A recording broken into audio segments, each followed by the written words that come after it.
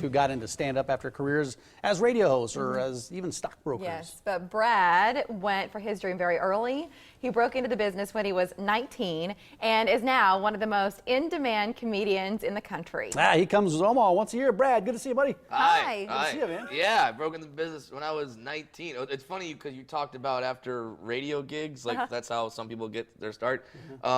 I kind of went a weird way. I started off in comedy, and then about 2 years ago, I got a radio job, and then I got fired from that job because I was in San Francisco, and I was a sports guy on the morning show. Obviously, because you look at me, you're like, yeah, there's a dude that got picked first for every team growing up. So while I was there, the Giants won the World Series. The next day on the air, I said a lot of bad things about the Giants because I don't like them, and they wanted to fire me. And then they're like, "No, you just have to apologize. Say something nice about them." I'm like, "No, I'm not going to do that." They're like, "You guys said something nice about the Giants." I'm like, "I'm never going to say anything nice about the Giants." They're like, "Why not?" Well, because I'm a freaking dwarf. I'm not going to wear a jersey that says Giants on it. Like, I'm never going to do that. So stop it. It's a principle thing. Yeah, it's a principle. Like, I'm not going to root for the Giants baseball team. I'm not going to root. You know, like, I'm not going to support something that's been trying to kill me my entire life.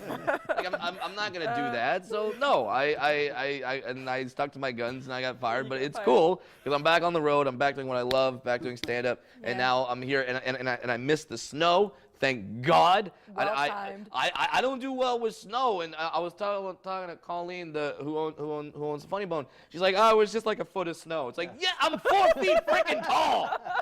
That's a big deal for me. Like, maybe not for you guys. You walk around and foot of snow, trip, fall, your knee gets wet. You're like, oh, it's winter time. If I trip and fall on a foot of snow, I die. I'm not a fan of that. So no, I'm glad I'm here when there's not the snow going. We're glad you're here, period, because we only get to see you about once a year because you're traveling, touring a ton. Sure. But you've got a good relationship with Omaha. I think you got a lot of fans here. People love you. Yeah, well, who doesn't love a dwarf who entertains them? Like, most of the time you see one of my people on the street, you're trying to do that thing where you're indiscreetly taking a picture, like you're on the phone, but really you're looking at me like, oh, what the click, you know, and you're doing that. No, now you just sit there, you get to look at me for an hour, I make you laugh for an hour. This is a great deal. Shoot, I wish I was in the audience. This sounds awesome. But you get to Omaha quite a bit, well, once a year, and you were out last night. You were at a local restaurant. People recognize you now. Yeah. Well, they recognize me because I have one of those faces.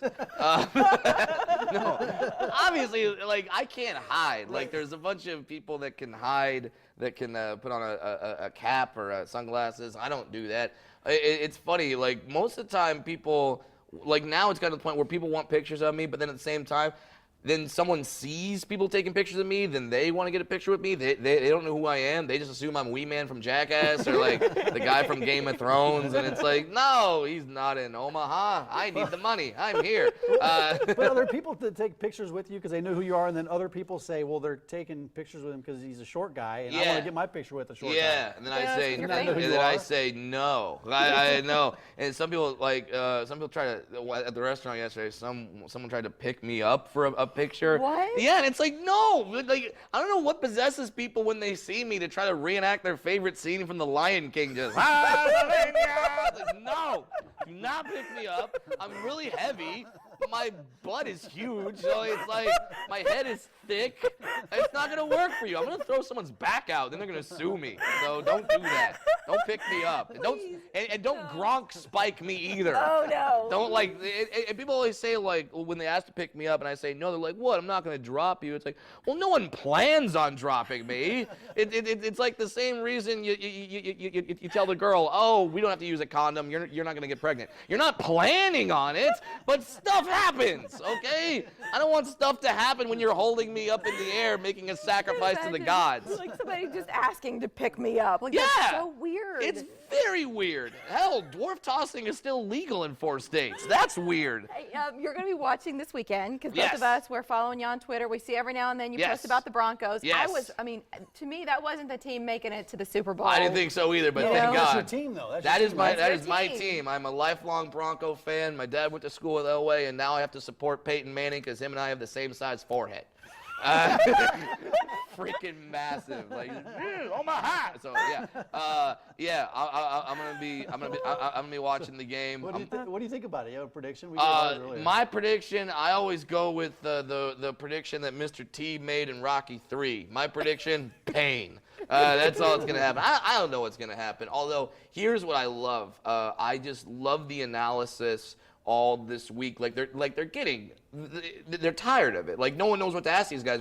Cam Newton was asked yesterday how he's sleeping. It's like, really? Have you, as the well just run dry? Yes. Now you're like, well, how many sheep do you count? How many, is that going to affect you in the game? If you have 8 hours or 3 hours, like it's nuts. They break it down. Yeah, they're like asking Peyton Manning what his favorite Papa John's toppings are. It's like, are you gonna write an article about that? Like he likes sausage and pineapple. It's crazy. Like, I don't. It's weird. Hey, Showtime. Yes. Didn't you just do a special for them, or what's the story with that? Well, Where does that stand? 2 years ago, I shot a special. It came out last year called Brad Williams Fun Size. Fun Size, which And people love it. Yeah, it was They a love top-rated comedy special last year. And then this year, 3 weeks ago, I just shot a new one, and that's going to be out in the summer on Showtime. But so then come out What's to it called? Have you named it yet? I have, but Showtime doesn't like the name, so I have to. They may change it. Huh? Yeah, I can't say it on air. Well, I can say it, but it has to deal with. You know what? Why not? It was. I love this. Here we go. Yeah. Well, Good. it was World Cancer Day yesterday, and my dad fought and beat cancer over this last year, and I want to call this special Remission. I want to call it Brad Williams Remission because I want to celebrate my dad, and a lot of my material is about what he went through, and they're like kind of like, I don't know, people are gonna offend it. That's It's awesome. like I'm calling it Remission. Well, it's got some meaning behind it. Hey, Yeah. Brad Williams, we got to wrap this up. They're telling us we got to go. Funny Bone Omaha. Okay. He's at the Funny Bone all weekend. Brad, good to see you. Thank you, Good to Brad. see you guys. All right, we'll be right back. See ya.